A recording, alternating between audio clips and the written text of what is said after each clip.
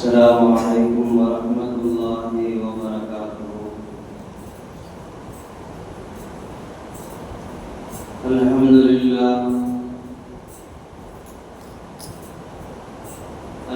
لله رب العالمين،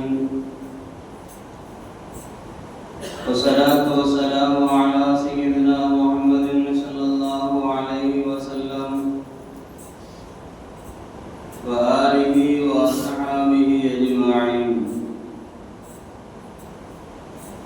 أما بعد، فأعوذ بالله من الشيطان الرجيم. بسم الله الرحمن الرحيم. ربنا اغفر لي ولوالدي وللمؤمنين يوم يقوم الحساب. صدق الله مولانا العظيم. எல்லா புகழும் அல்லாஹ் ஒருவனுக்கு உரித்தாகட்டும். நம்முடைய நாயகம் சர்தாரி ஆலம் ஷபீஉல் முத்னிபீன் ஸல்லல்லாஹு அலைஹி வஸல்லம் அன்னவர்கள் மீதும் அவர்களின் வாழ்க்கை வழிமுறைகளை நம்பிக்கை மாறாது பின்பற்றி வாழ்ந்த உத்தம சத்திய சஹாபாக்கள், தாபிஈன்கள், தபஅ தாபிஈன்கள், நாதாக்கள், வலிமார்கள், இங்கே அமர்ந்திருக்கக்கூடிய நம் அனைவர்கள் மீதும் அல்லாஹுவின் சாந்தியும் சமாதானமும் என்றென்றும் நீங்காமல் உண்டாகட்டுமாக. கிருபையாளர் அல்லாஹ் தஆலா புனிதம் நிறைந்த இது மஹாவீருடைய நன்னாளில் என்ன நன்மைகளை நாடி நாம் இங்கே அமர்ந்திருக்கின்றோமோ அந்த நன்மைகளை பரிபூரணமாக சம்பூர்ணமாக அடைய பெற்ற நல்ல மக்கள் கூட்டத்தில் அல்லாஹ் நம்மை எல்லாம் சேர்த்து நல்லருள் பாலிப்பானார்.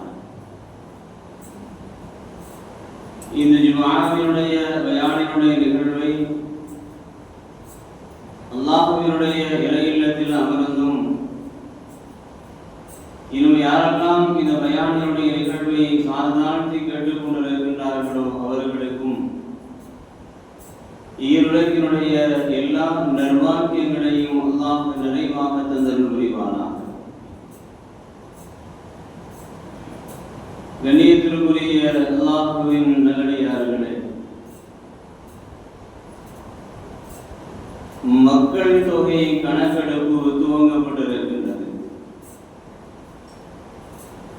அது சம்பந்தமாக சில விஷயங்களையும் நம்முடைய வாழ்க்கையினுடைய நேரங்களை, காலங்களை நாம் எப்படி கணக்கிட்டுக் கொள்ள வேண்டும் என்பதை பற்றியும் பரிமாறிக் கொள்ளக்கூடிய நல்ல ஒரு வாய்ப்பை இந்த மஹாவின் வாயிலாக அல்லாஹ் நமக்கு தந்திருக்கின்றார். அல்ஹம்துலில்லாஹ். கண்ணியத்திற்குரியவர்களே, 1872ஆம் ஆண்டு பிரிட்டிஷ் ஆட்சியுடைய காலத்தில் முதலாக மக்கள் தொகை கணக்கிடப்பட்டது. அந்த மக்கள் தொகை கணக்கெடுப்பின் அடிப்படையில் தான் இந்தியாவினுடைய ஒவ்வொரு மாகாணங்களிலும் மக்கள் எவ்வளவு பேர் வாழுகின்றார்கள் என்கின்ற முதல் கணக்கெடுப்பு நடத்தப்பட்டது. அதற்கு பின்னால் மனிதர்களுடைய சிந்தனை தெளிவு, ஆய்வு திறன், அறிவு வளர்ச்சி இவைகளை மேற்கொண்டதின் அடிப்படையில் குழந்தைகள் எத்தனை பேர், வாலிபர்கள் எத்தனை பேர், வயோதிகர்கள் எத்தனை பேர், ஆண்கள் எத்தனை பேர், பெண்கள் எத்தனை பேர் என்கின்ற ஒரு கணக்கெடுப்பு அதற்கு பின்னால் நடத்தப்பட்டது. அதைத் தொடர்ந்து மனிதனுடைய அறிவு வளர்ச்சியினுடைய முதிர்ச்சியில் எப்படியெல்லாம் கணக்கிட வேண்டும், மருத்துவர்கள் எத்தனை பேர், படித்தவர்கள் எத்தனை பேர், படிக்காதவர்கள் எத்தனை பேர் என்கின்ற அந்த அறிவு வளர்ச்சி முதிர்ச்சியை கொண்டு பலவிதமான கணக்கெடுப்புகளை இந்தியாவிலே நடத்தப்பட்டுக் கொண்டு வருகின்றது. கடைசியாக 2011ஆம் ஆண்டு எடுக்கப்பட்ட அந்த கணக்குக்கு பின்னால் கொரோனா காலம், இன்னும் சில பிற காரணங்களால் மக்கள் கணக்கெடுக்கும் பணி தள்ளி வைக்கப்பட்டதை இப்பொழுது அந்த பணி மீண்டும் துவங்கப்பட்டு ஆங்காங்கு கணக்கெடுப்புகள் நடைபெற்றுக் கொண்டிருக்கின்றது. இதெல்லாம் பெற வேண்டிய தெளிவு என்னவென்று சொன்னால், இதிலே 33 கேள்விகள் அதிலே அதிகாரிகள் கேட்பார்கள். அந்த 33 கேள்விகளுக்கும் நாம் சரியாக பதில் சொல்ல வேண்டும் என்பதை நமக்கு ஒரு நோட்டீஸ் வாயிலாக மிக தெளிவாக நமக்கு அது தரப்பட்டிருக்கின்றது, வெளியே வைக்கப்பட்டிருக்கின்றது. அதை எடுத்து நீங்கள் பார்த்துக் கொள்ள வேண்டும். இந்த 33 கேள்விகளும் தேவைதானா தேவையில்லையா என்பது வேறு விஷயம். அரசு அதிகாரிகள் வருகின்ற பொழுது அவர்களுக்கு நாம் கணக்கிட வேண்டிய, அவர்களுக்கு நாம் ஒத்துழைப்பு செய்ய வேண்டிய கடமை நமக்கு இருக்கின்றது. அதெல்லாம் பொறுமையாக இருந்து அவர்கள் எப்படி அந்த முறைகளை கேட்கின்றார்கள், அதை ஆன்லைனிலும் கூட பண்ணலாம் என்று சொன்னார்கள். விவரம் தெரிந்தவர்கள் ஆன்லைனில் கூட நீங்கள் பண்ணிக் கொள்ளலாம். இந்த கணக்கெடுப்பு பணியின் மூலமாக கிடைக்கக்கூடிய நன்மைகள் என்ன என்பதை அதை நீங்களும் நானும் அறிந்தவர்கள் அல்ல. அதை எப்படி அவர்கள் கணக்கெடுக்கின்றார்களோ அந்தந்த முறையின் பிரகாரம் அந்த செயல்பாடுகள் அதிகாரிகளை சார்ந்ததாக இருந்து கொண்டிருக்கின்றன. பெருமானார் ஸல்லல்லாஹு அலைஹி வஸல்லம் அவர்கள் மக்காவிலிருந்து மதீனாவிற்கு வந்ததற்கு பின்னால் முதலாவது பெருமானார் ஸல்லல்லாஹு அலைஹி வஸல்லம் அவர்கள் முதல் கணக்கெடுப்பை நபி அவர்கள் நடத்தினார்கள். உங்களுக்கெல்லாம் மக்காவினுடைய வாழ்வு, மதீனாவினுடைய வாழ்வு ஒவ்வொரு ஆண்டும் ரபியுல் அவல் மாதத்திலே பயான் செய்யக்கூடியவர்கள் தொடர்ந்து நமக்கு தெளிவாக சொல்லிக் கொண்டு வருகின்றார்கள். நாம் எல்லாம் அறிந்த விஷயம். பெருமானார் ஸல்லல்லாஹு அலைஹி வஸல்லம் அவர்கள் மதீனாவிற்கு வந்ததற்கு பின்னால் அவர்கள் செய்த அந்த சமூக பணி, சமுதாய பணி, அவர்கள் செய்த அந்த நல் அறங்களை எல்லாம் ஒவ்வொரு ஆண்டுகளும் தொடர்ந்து நாம் கேட்டுக்கொண்டு வருகின்றோம். அப்படி அவர்கள் செய்த அந்த பணிகளில் மிக முக்கியமான ஒரு பணி மக்கள் கணக்கெடுப்பு பணி. பெருமானார் ஸல்லல்லாஹு அலைஹி வஸல்லம் அவர்களுடைய ரகசிய தோழராக இருந்த, ரகசிய தோழர் என்று சொல்லப்படுகின்ற ஹஜ்ரத் ஹுதைஃபா ரலியல்லாஹு அன்ஹு அவர்களை நபி அவர்கள் அழைத்தார்கள்.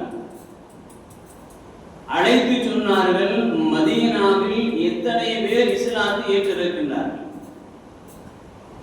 அந்த இஸ்லாத்தை ஏற்றவர்களில் ஆண்கள் எத்தனை பேர், பெண்கள் எத்தனை பேர் என்கின்ற கணக்கெடுப்பு எனக்கு தர வேண்டும் என்று பெருமானார் ஸல்லல்லாஹு அலைஹி வஸல்லம் அவர்கள் எவ்வளவு சமூக சிந்தனையோடு மக்களுடைய எண்ணிக்கையிலே கணக்கு கொண்டு நபி அவர்கள் கேட்டிருப்பார்கள்.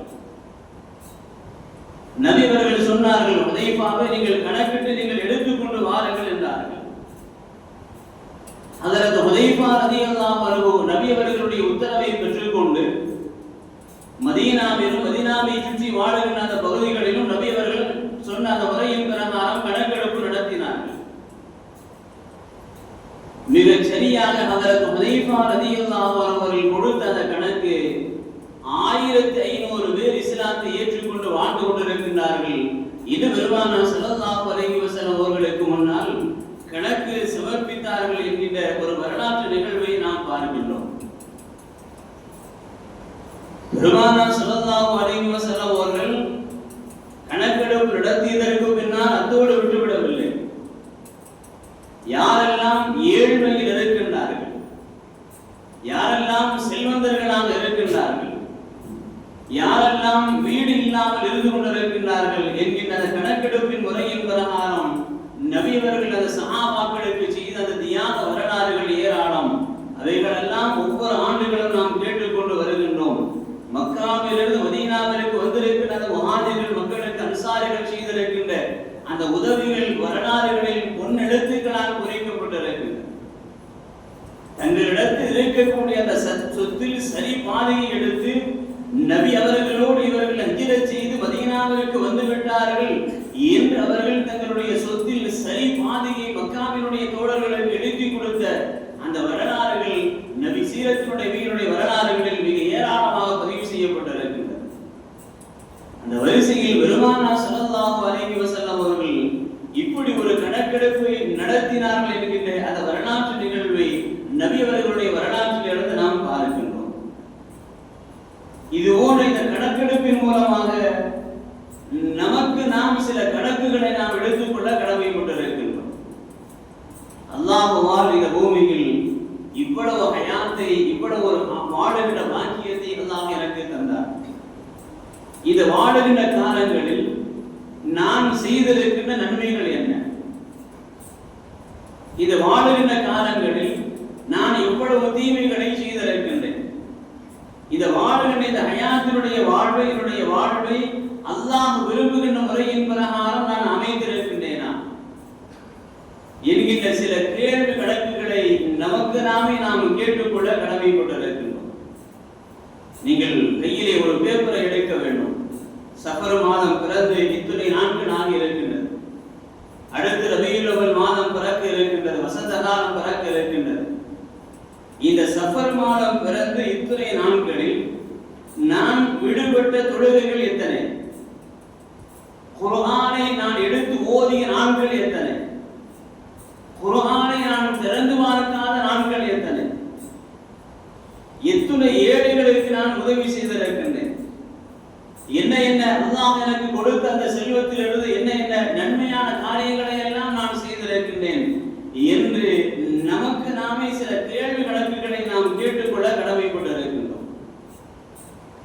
இது நமக்கு நாமே நாம் செய்து கொள்ளக்கூடிய ஒரு சுய பரிசோதனை. இந்த சுய பரிசோதனை மனசாட்சியின் அடிப்படையில் சரியாக நமக்கு முன்னால் இருக்குமேயானால் நாம் உரக்க சொல்ல முடியும், நாளை வறுமை நாள் ஆகிரத்தில் மீசான் தராசில், நாளை வறுமை நாள் ஆகிரத்தில் அல்லாஹ்விற்கு முன்னால் என்னுடைய மீசான் தராசு நன்மைகளும் தீமைகளும் எனக்கு முன்னால் நெருக்கப்படுகின்ற பொழுது நன்மையினுடைய பகுதி நான் கனமானவனாக நான் நின்று கொண்டிருப்பேன் என்று அல்லாஹ்வினுடைய சன்னிதானத்தில் நான் நிற்கக்கூடிய வாக்கியத்தை பெறுகின்றேன் என்கின்ற அந்த மனசாட்சி உயர்ந்த ஒரு நியமத்தை சொல்லுகின்ற பொழுது நம்மை போன்ற வெற்றியாளர்கள் யாரும் இந்த துனியாவில் இருக்க முடியாது. அல்லாஹ்வினுடைய சன்னிதானத்தில் அந்த சுய பரிசோதனையை நாம் ஒவ்வொரு நேரமும் நாம் செய்து கொள்ள கடமைப்பட்டிருக்கின்றோம். நம்முடைய நஃப்ஸை பற்றி நாம் சுய பரிசோதனை செய்ய வேண்டும். நம்முடைய ஆயுள் காலத்தை பற்றி நாம் சுய பரிசோதனை செய்ய வேண்டும். நம்முடைய நேரங்களை காலங்களை நான் எவ்வளவு எந்த அளவிற்கு நான் செலவழித்திருக்கின்றேன் என்கின்ற அந்த சுய பரிசோதனைகளை நாம் செய்கின்ற பொழுது அல்லாஹ்வினுடைய சன்னிதானத்தில் நாம் நன்மைகளால் நிரப்பமானவர்களாக இருக்கக்கூடிய வாக்கியத்தை அல்லாஹ் நமக்கு தருகின்றார். பெருமானார் ஸல்லல்லாஹு அலைஹி வஸல்லம் அவர்களோடு தங்களுடைய வாழ்க்கையினுடைய நேரங்களை கழித்துக் கொண்ட ஹலீஃபாக்கள் தங்களுடைய வாழ்க்கையினுடைய காலங்களில் ஒவ்வொரு நேரங்களும் தங்களுடைய நஃப்ஸை அவர்கள் சுய பரிசோதனை செய்து கொண்டே இருந்தார்கள். அல்லாஹ்வினுடைய வழியில் வாழ்ந்த வலிமார்கள் தங்களுடைய நஃப்ஸை அவர்கள் சுய பரிசோதனை செய்து கொண்டே இருந்தார்கள். சுய பரிசோதனை என்பது சாதாரணமான ஒன்று அல்ல. சையதுனா உமர் ஃபாரூக் ரலியல்லாஹு அன்ஹு இரவு தூங்குவதற்கு அவர்கள் வருவார்களேயானால் தங்களுடைய படுக்கை விரிப்பில் அவர்கள் உட்கார்ந்ததற்கு பின்னால் இன்றைய தினம் நான் செய்திருக்கின்ற நன்மைகள் என்ன, இன்றைய தினம் நான் செய்திருக்கின்ற தீமைகள் என்ன, இன்றைய தினம் நான் எத்தனை நன்மையான காரியங்களை நான் செய்திருக்கின்றேன், இன்றைய தினம் நான் எந்தெந்த காரியங்களில் நாம் செய்யாமல் விட்டிருக்கின்றேன் என்கின்ற அந்த சுய பரிசோதனை கணக்குகளை செய்து நாம் உமர் ஃபாரூக் ரலியல்லாஹு அன்ஹு தங்களுடைய படுக்கையினுடைய இரவினுடைய படுக்கையினுடைய விருப்பில் அவர்கள் உறங்குவதற்கு முன்னால் அமர்ந்ததற்கு பின்னால் தங்களை தாங்களே அவர்கள் இசாவு கேள்வி கணக்கு கேட்டுக்கொள்ளக்கூடியவர்களாக இருந்தார்கள் என்பதை அவர்களுடைய வரலாறுகளில் நாம் பார்க்கின்றோம். அல்லாஹ்வினுடைய சன்னிதானத்தில் இந்த துனியாவினுடைய நேரங்களையும் காலங்களையும் அல்லாஹ் தந்திருக்கின்ற வழியின் பிரகாரம் நாம் செலவு செய்து விட்டோம் என்று சொன்னார். அல்லாஹ் யார்? முஹம்மது ஸல்லல்லாஹு அலைஹி வஸல்லம் யார்? நம்முடைய குபரா என்ன, நம்முடைய மார்க்கம் என்ன, நம்முடைய சகோதரர்கள் யார் என்கின்ற அத்துணை சுய பரிசோதனைகளையும் நாம் சரியாக செய்து கொண்டோம் என்று சொன்னால் நாளை ஒரு நாள் கபரில் நம்முடைய சகோதரர்கள் நம்மை வைத்துவிட்டு வந்ததற்கு பின்னால் சில கேள்வி கணக்குகள் அங்கேயும் கேட்கப்படும். அந்த கேள்விக்கு நாம் சரியாக பதில் சொல்ல வேண்டுமேயானால் நம்முடைய வாழ்க்கையினுடைய நேரங்களை காலங்களை அல்லாஹ் விரும்புகின்ற வழியில் நாம் செலவழிக்கிறோம். நம்முடைய சகோதரர்கள் எல்லாம் வைத்துவிட்டு வந்து விடுவார்கள். ஒவ்வொரு ஜனாசாவிலும் நாம் தல்கீன் ஓதுகின்றோம். ஃபயத்தியானி மலக்கானி, 2 மலக்குகள் வருவார்கள். உங்களிடத்தில் அவர்கள் ஃபைஸலானி அல்லாஹ்வுடைய முன்வைத்தவர்கள் கேள்விகளை கேட்பார்கள். மன் ரப்புக, ஒமன் நபியுக ஒமா தீனுக ஒமா இமாமுக ஒமா இஹ்வானுக என்ற சில கேள்விகளை அவர்கள் கேட்பார்கள் என்று நாம் ஓதுகின்றோம். உன்னுடைய ரப்பு யார், உன்னுடைய நபி யார், உன்னுடைய இமாம் யார், உன்னுடைய கிப்லா எது, உன்னுடைய சகோதரர்கள் யார் என்று கேட்கக்கூடிய அந்த கேள்விகளுக்கு நாம் சரியாக பதில் சொல்ல வேண்டுமேயானால் துனியாவில் நாம் வாழ்ந்த அந்த வாழ்க்கை அல்லாஹ் விரும்பிய ஒரு வாழ்க்கையாக அமைந்திருக்கிறது. அல்லாஹ் விரும்புகின்ற வாழ்க்கையாக அமைந்திருக்குமேயானால் இந்த துனியாவினுடைய கேள்வி கணக்குகள் எல்லாம் மிக சாதாரணமாக இந்த உலகத்தில் நமக்கு மாறி போய்விடும். உன்னுடைய ரப்பு யார், என்னுடைய ரப்பு என்று ஃபகுல் அல்லாஹு ரப்பி வ முஹம்மதுன் நபியி வல் இஸ்லாமு தீனி வல் கஅபத்து கிப்லதி வல் குர்ஆனு இமாமி வல் முஸ்லிமூன இஹ்வான். என்னுடைய ரப்பு அல்லாஹ், என்னுடைய நபி முஹம்மது ஸல்லல்லாஹு அலைஹி வஸல்லம், என்னுடைய இமாம் என்னுடைய குர்ஆனாக இருக்கின்றது, என்னுடைய கிப்லாவாக அவர்கள் இருந்து கொண்டிருக்கின்றார்கள், என்னுடைய சகோதரர்கள் முஸ்லிம்களாக இருந்து கொண்டிருக்கின்றார்கள் என்று நாம் அந்த முன்கர் நக்கீர் கேட்கக்கூடிய அத்தனை கேள்விகளுக்கும் நம்முடைய பதில் சரியாக அமைந்து விடுவேயானால் மலாயிக்கத்துமார்களை பார்த்து அல்லாஹ் சொல்லுவான், மலாயிக்கத்துமார்களை பார்த்து அல்லாஹ் சொல்லுவான், ஃபயுஃப்தஹு லஹும் அபுவாபல் ஜன்னah, சுவர்க்கத்தினுடைய வாசல் அவர்களுக்கு திறந்து காட்டுங்கள் என்பான். மலாயிக்கத்துமார்களை பார்த்து அல்லாஹ் சொல்லுகின்ற பொழுது சுவர்க்கத்தினுடைய வாசல்களை அவர்களுக்கு திறந்து காட்டுங்கள் என்பான். அந்த சுவர்க்கத்தினுடைய வாசல்கள் அவர்களுக்கு திறந்து காட்டப்படும். வம்மல் காஃபிரு, இந்த கேள்விகளுக்கெல்லாம் பதில் சொல்லாதவர்கள், இந்த கேள்விகளுக்கெல்லாம் பதில் சொல்லாத ஒரு நிலை அவர்களுக்கு வந்து விடுமையானால் பகித்துதாரிக்க, இதற்கு மாற்றமாக அவர்களுக்கு சூழ்நிலைகள் அமைந்து போய்விடும். நரகத்தினுடைய வாசல்கள் அவர்களுக்கு திறந்து காட்டப்படும், நரகத்தினுடைய வேதனைகள் அவர்களுடைய கண்களுக்கு தெரியும் என்றெல்லாம் அதற்கு பெருமானார் ஸல்லல்லாஹு அலைஹி வஸல்லம் அவர்கள் கபரில் வைத்ததற்கு பின்னால் முன்கர் நக்கீர் கேட்கக்கூடிய அந்த கேள்விகளுக்கு நாம் சரியாக பதில் சொல்ல வேண்டும் என்பதை, அந்த பதில் சரியாக அமைந்திருக்க வேண்டும் என்பதை அதற்கு பெருமானார் ஸல்லல்லாஹு அலைஹி வஸல்லம் அவர்கள் ஹதீஸ்களில் மிக தெளிவாக நமக்கு குறிப்பிட்டு சொல்லுகின்றார். கபரினுடைய கேள்வி கணக்கோடு முடிந்து விடாது, கபருடைய கேள்வி கணக்கோடு முடிந்து விடாது. ஆலமல் வருஷம் இருக்கின்றது, மஹ்ஷர் மைதானம் இருக்கின்றது, மீசான் தராஸ் இருக்கின்றது, சிராத்துல் முஸ்தகீம் பாலத்தை நாம் கடக்க வேண்டியிருக்கின்றது. இவைகளெல்லாம் நமக்கு இலகுவாக அமைய வேண்டுமேயானால் துனியாவில் நாம் அல்லாஹ் விரும்புகின்ற ஒரு வாழ்வை இந்த உலகத்தில் நாம் வாழ்ந்து இருக்க வேண்டும். நாளை வறுமையினால் ஆகிரத்தில் அல்லாஹ்வினுடைய சன்னிதானத்தில் மஹ்ஷர் மைதானத்திலே நின்று கொண்டிருக்கின்ற பொழுது அந்த மஹ்ஷர் மைதானத்தில் அடியார்களுடைய கால்கள் எல்லாம் பூமியோடு பூமியாக ஒட்டி போயிருக்கும். அல்லாஹ் கேட்கக்கூடிய சில கேள்விகளுக்கு அவர்கள் பதில் சொல்லவில்லை என்று சொன்னால் ஒரு அணு கூட அங்கும் இங்கும் அசையாது என்று சொல்லுவார்கள் கண்மணி நபிகள் நாயகம் ஸல்லல்லாஹு அலைஹி வஸல்லம் அவர்கள். அந்த கேள்விகளுக்கு அந்த மஹ்ஷர் மைதானத்தினுடைய அந்த கடைசி நேரத்திலே அடியார்களுடைய பட்டுவரைகள் வழங்கப்படுகின்ற அந்த நிகழ்வை அல்லாஹ் குர்ஆனிலே பேசுவான். وَأَمَّا مَنْ أُوتِيَ كِتَابَهُ بِيَمِينِهِ فَيَقُولُ هَاؤُمُ اقْرَءُوا كِتَابِيَهْ إِنِّي ظَنَنْتُ أَنِّي مُلَاقٍ حِسَابِيَهْ. நாளை வறுமையினால் ஆகிரத்தில் அடியார்களுக்கு பட்டோலை தரப்படுகின்ற பொழுது அந்த பட்டோலைகள் தரப்படுகின்ற அந்த நேரங்களில் அடியார்கள் மிகவும் கவலையோடு நின்று கொண்டிருப்பார்கள். என்னுடைய பட்டோலை என்னுடைய வலது கரத்திலே தரப்பட வேண்டும், என்னுடைய பட்டோலை நான் என்னுடைய வலது கரத்தில் நான் வாங்க வேண்டும். وَأَمَّا مَنْ أُوتِيَ كِتَابَهُ بِشِمَالِهِ فَيَقُولُ يَا لَيْتَنِي لَمْ أُوتَ كِتَابِيَهْ. யாருடைய பட்டோலைகள் எல்லாம் இடது கையிலே தரப்படுகின்றதோ இதை நான் வாங்காமல் இருந்திருக்க வேண்டுமே, எனக்கு இது தரப்படாமல் இருந்திருக்க வேண்டுமே என்று நாளை வறுமையினால் ஆகிரத்தில் அல்லாஹ்வினுடைய சன்னிதானத்திலே பட்டோலைகள் வழங்கப்படுகின்ற அந்த நிகழ்வை குர்ஆனில் மிக அழகாக அல்லாஹ் நமக்கு பதிவு செய்து சொல்லுகின்றார். அந்த நேரங்கள் காலங்கள் நமக்கு சரியாக அமைய வேண்டுமேயானால் அந்த வலது கையில நம்முடைய பட்டோலைகள் இந்த ஆகிரத்திலே தரப்பட வேண்டுமேயானால் இது துனியாவில் நாம் வாழ்ந்திருக்கிற அந்த வாழ்க்கைகளை ஒரு சுய பரிசோதனை நீங்கள் செய்து கொள்ள வேண்டும். ஒரு பேப்பரை கையில் எடுங்கள்.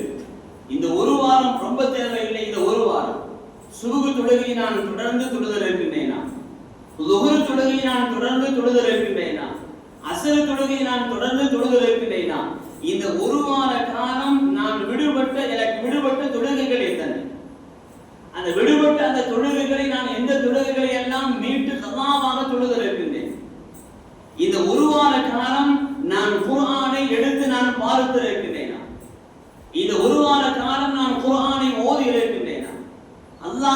தந்திருக்கின்ற முறையின் பிரகாரம் என்னுடைய நப்சை நான் கட்டுப்படுத்தி வாழ்ந்திருக்கின்றேனா?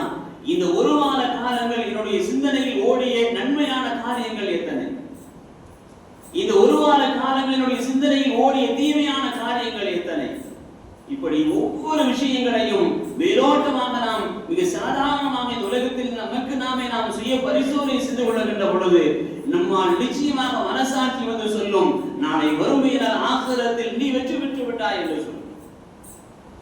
கபராக இருந்தாலும், முன்கர் நக்கீர் கிப்லை கணக்காக இருந்தாலும், மீசான் தராசாக இருந்தாலும், மனுஷர் மைதானமாக இருந்தாலும், சிராத்துல் முஸ்தகீம் பாலத்தை மின்னல் வேகத்தில் கடப்பதாக இருந்தாலும், இந்த வாழ்க்கையினுடைய ஒவ்வொரு நிலைகளையும் நம்முடைய மனசாட்சி சொல்லும். அந்த மனசாட்சியை நீ தவறு செய்து விட்டாய், நீ தவறிழைத்து விட்டாய், நேரங்களை காலங்களை நீ வீணாக்கி விட்டாய் என்று சொல்லுகின்ற பொழுது, அந்த நேரத்திலாவது நம்முடைய மனசாட்சி நமக்கு உணர்த்துகின்ற பொழுது அல்லாஹ் நமக்கு ஒரு வழியை தந்திருக்கின்றான். இஸ்திக்ஃபார், அல்லாஹ்விடத்திலே பாவ மன்னிப்பு தேடுதல். நினைத்து பார்க்க முடியும், நினைக்க முடியும் நம்மால். அதற்குண்டான சிந்தனைகளை, அதற்குண்டான தெளிவை, ஆற்றலை, அந்த எண்ணத்தை அல்லாஹ் நமக்கு தந்திருக்கின்றான். நினைவுக்கு வந்ததற்கு பின்னால் இத்துணை நேரங்கள் நான் தவறாமல் தொடாமல் விட்டு இருக்கின்றேனே, இத்துணை நேரங்கள் குர்ஆனை ஓதாமல் விட்டு இருக்கின்றேனே, என்னுடைய மனசாட்சி அறிந்ததற்கு பின்னாலும் இத்துணை பாவங்களை நான் செய்திருக்கின்றேனே என்கிற அந்த எண்ணங்கள் வந்ததற்கு பின்னால் அல்லாஹ் நமக்கு தௌபாவினுடைய வாசலை எதுவரை வைத்திருக்கின்றான் தெரியுமா? கர்கராவினுடைய நேரம் வருகின்ற வரை அல்லாஹ் அதற்கு தள்ளி வைத்திருக்கின்றான். இன்னல்லாஹ் யக்பலு தௌபத்தல் அப்தி மாலம் யுகர்கர். சக்கராத் ஹாலினுடைய கடைசி நேரம், சக்கராத் ஹாலினுடைய கடைசி நேரம், தொண்டை குழியினுடைய அந்த கர்கரா வருகின்ற பொழுது தொண்டை குழியிலே ஒரு முடிச்சு நரம்பு இருக்கின்றது. இப்பொழுது தொட்டு பார்த்தாலும் தெரியும், கர்கராவினுடைய கடைசி நேரத்திலே மிக உயரமாக மேலே எழுந்து கீழே இறங்கும், மேலே எழுந்து கீழே இறங்கும். அந்த கர்கராவினுடைய நேரம் வரை இன்னல்லாஹ யக்பலு தௌபத்தல் அப்தி, அடியார்களுடைய தௌபாவை அல்லாஹ் கபூல் செய்கின்றான். இது பெருமானார் ஸல்லல்லாஹு அலைஹி வஸல்லம் அவர்கள் சொல்லுகின்றார். நம்முடைய மனசாட்சியின் பிரகாரம் நீ தீங்கிழைத்து விட்டாய், பாவங்களை செய்து விட்டாய் என்று சொல்லுகின்ற பொழுது அல்லாஹ் நமக்கு அந்த பாவங்களை எல்லாம் அழித்து நன்மைகளாக மாற்றுகின்ற ஒரு ஆயுதத்தை, ஒரு தௌபாவை, இஸ்திக்ஃபாரை அல்லாஹ் நமக்கு தந்திருக்கின்றான். அல்லாஹ்வினுடைய சன்னிதானத்தில் என்னுடைய பாவங்களை எல்லாம் நீ மன்னித்து விடு என்று சொல்லுகின்ற பொழுது அல்லாஹ் இரக்கமுள்ளவன், கருணையுள்ளவன், நிச்சயமாக நம்முடைய பாவங்களை அல்லாஹ் மன்னிப்பான். சையதுனா அபூபக்கர் சித்திக் ரலியல்லாஹு அன்ஹு பெருமானார் ஸல்லல்லாஹு அலைஹி வஸல்லம் அவர்களிடத்திலே வந்து கேட்கின்றார்கள், யா ரசூலல்லாஹ், எனக்கு ஏதாவது ஒரு துஆவை சொல்லி தாருங்கள், எனக்கு ஏதாவது ஒரு துஆவை சொல்லி தாருங்கள், அந்த துஆவை நான் வாழ்க்கையில் சொல்லிக் கொண்டே இருப்பேனே, அப்படிப்பட்ட ஒரு துஆவை எனக்கு நீங்கள் சொல்லி தாருங்கள் என்று சொல்லுகின்ற பொழுது ஹஜ்ரத் பெருமானார் ஸல்லல்லாஹு அலைஹி வஸல்லம் அவர்கள் ஹஜ்ரத் அபூபக்கர் சித்திக் ரலியல்லாஹு அன்ஹு அவர்களுக்கு ஒரு துஆவை கற்றுக் கொடுத்தார். اللهم إني ظلمت نفسي ظلما كثيرا اللهم إني ظلمت نفسي ظلما كثيرا فإنه لا يغفر الذنوب إلا أنت. நீளமான ஒரு துஆ. ஹஜ்ரத் பெருமானார் ஸல்லல்லாஹு அலைஹி வஸல்லம் அவர்கள் சொன்னார்கள், அபூபக்கர் அவர்களே, அல்லாஹ்விடத்தில் இஸ்திக்ஃபார் செய்யுங்கள். اللهم إني ظلمت نفسي ظلما كثيرا, என்னுடைய நஃப்ஸுக்கு, என்னுடைய ஆத்மாவுக்கு நான் அதிகம் நான் தீங்கிழைத்து விட்டேன், தவறு செய்து விட்டேன். ஃபக்ஃபிர்லி, என்னுடைய பாவங்களை எல்லாம் மன்னித்து விடு. ஃபைன்னஹு லா யக்ஃபிரு துனூப இல்லா அன்த, நிச்சயமாக பாவங்களை மன்னிக்க கூடியவன் உன்னை தவிர வேறு யாரும் இல்லை என்று பெருமானார் ஸல்லல்லாஹு அலைஹி வஸல்லம் அவர்கள் ஹஜ்ரத் அபூபக்கர் சித்திக் ரலியல்லாஹு அன்ஹு அவர்களுக்கு கற்றுக் கொடுப்பார்களே. ஆனால் அபூபக்கர் யார், அவர்களுடைய தரங்கள் என்ன, அவர்களுடைய நன்மதிப்பு என்ன, அவர்களுடைய தரஜாக்கள் என்ன, அல்லாஹ் அவர்களுக்கு சுவர்க்கத்தை வாஜிபாக்கியவர். நபி அவர்களுடைய கரங்களோடு, நபி அவர்களுடைய வாழ்க்கையோடு எல்லா நிலைகளையும் துணையாக இருந்து, நான் அபூபக்கருக்கு எல்லா மக்களுக்கும் நான் கணக்குகளை முடித்து விட்டேன், அபூபக்கருக்கு எனக்குண்டான நன்மைகளை, கணக்குகளை நான் முடிக்க முடியவில்லை என்று சொன்ன அந்த அபூபக்கர் சித்திக் ரலியல்லாஹு அன்ஹு அவர்களுக்கு நபி அவர்கள் கற்றுக் கொடுத்தார்கள், ஃபக்ஃபிர்லி ஃபஇன்னஹு லா யக்ஃபிரு துனூப இல்லா அன்த என்று நபி அவர்கள் ஹஜ்ரத் அபூபக்கர் சித்திக் ரலியல்லாஹு அன்ஹு அவர்களுக்கு கற்றுக் கொடுப்பார்களே. ஆனால் தௌபாவினுடைய வாசல் இஸ்திக்ஃபார் அல்லாஹ் நமக்கு விசாலமானதாக ஆக்கி வைத்திருக்கின்றான். நமக்குண்டான அந்த சுய பரிசோதனையினுடைய அந்த அடிப்படையில் அல்லாஹ்விடத்தில் நம்முடைய நேரங்களை, காலங்களை நான் எப்படி செலவு செய்தேன், நான் எப்படி வாழ்ந்தேன், நான் எப்படி வளர்ந்தேன், நான் எப்படி வளர்க்கப்பட்டேன், என்னுடைய காலங்களில் நேரங்களில் அல்லாஹ் எனக்கு தந்திருக்கிற அந்த சக்தியை நான் எப்படி செலவு செய்தேன் என்கிற அந்த நிலைகளை எல்லாம் நாம் சிந்தித்து பார்த்து அவைகளுக்கு கடைசி அல்லாஹ்விடத்தில் நாம் இஸ்திக்ஃபார் தௌபா செய்கின்ற பொழுது இன்னல்லாஹ் யுஹிப்புல் ஹஸனாத்தி நம்முடைய தீமையான காரியங்களை எல்லாம் நன்மைகளாக மாற்றுவதற்கு அல்லாஹ் தயாராக இருக்கின்றான் என்பதை நாம் கவனத்தில் கொண்டு அல்லாஹ்வினுடைய சன்னிதானத்தில் நம்முடைய வாழ்க்கையினுடைய படித்தரங்கள் உயர்வதற்குண்டான அந்த சுய பரிசோதனையை நம்முடைய வாழ்க்கையில் நாம் செய்து கொள்ள வேண்டும். எல்லாம் அல்ல ரப்புல் ஆலமீன் அல்லாஹ் தஆலா இந்த உலகில் நாம் வாழும் காலமெல்லாம் நாம் செய்யக்கூடிய எல்லா நல்ல அமல்களையும் நல்ல துஆக்களையும் நிறைவான முறையில் அல்லாஹ் கபூல் செய்து புரிவானாக. இந்த உலகத்தை விட்டு மரணிக்கின்ற பொழுது லா இலாஹ இல்லல்லாஹ் முஹம்மது ரசூலுல்லாஹ் என்கின்ற உன்னத கலிமாவை மனமகிழ்வோடு மொழிந்து மரணிக்கக்கூடிய பாக்கியத்தை அல்லாஹ் நம் அனைவர்களுக்கும் நசீபாக்கி தந்தல் புரிவானாக.